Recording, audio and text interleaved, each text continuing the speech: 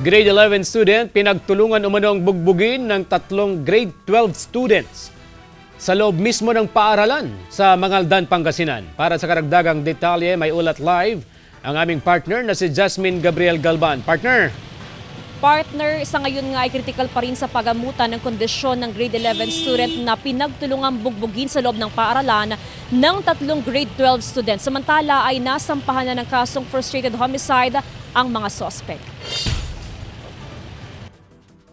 Nasa comatose stage ngayon ang grade 11 student matapos umanong pagtulungang bugbugin ng tatlong grade 12 students sa loob mismo ng paaralan sa Mangaldan, Pangasinan. Base sa investigasyon ng pulisya, alas 3 ng hapon kahapon, nagpunta umano sa kantin ng 19 anyos na biktima na si Kenneth Langit. Nang palabas siya sa kantin, nilapitan umano siya ni George Maramba sa kainundayan ng suntok.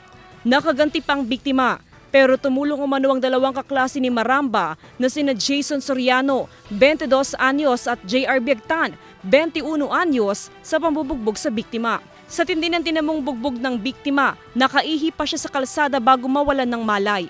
Dinala siya sa ospital. Masama rin yung loob ko dahil parang anak ko na rin yun pamangking ko.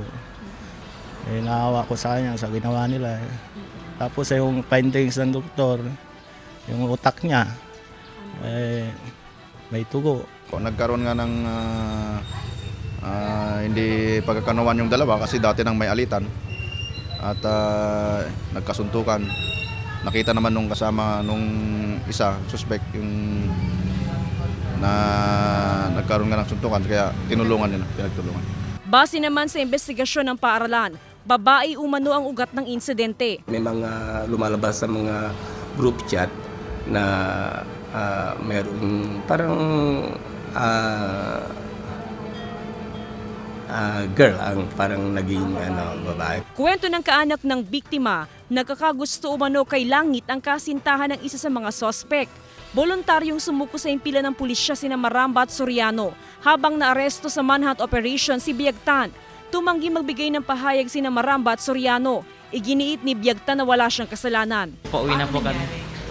Ma'am, nagkuha na sila, suntukan. Sino na una?